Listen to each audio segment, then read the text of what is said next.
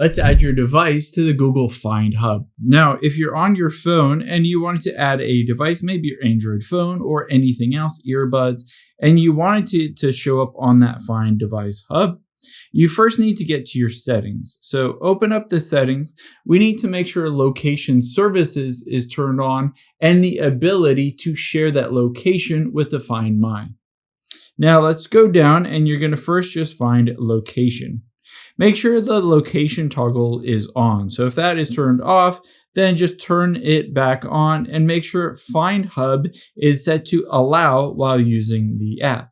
But the next thing we need to do is go back out of here and make sure it is added within your Google services. So make sure that is the account that you wanted to add that device to your Find Hub. So from here, all we need to do is scroll down and you'll be able to see as you scroll down is Find Hub. It says allow device to be located. Once I turn this on and use my fingerprint, it says, all right, now it will be available in the Find Hub app. So I can open it up and just like that, it will zoom into the exact location of that device if I ever wanted to go back and track that device if I lose it or anything like that.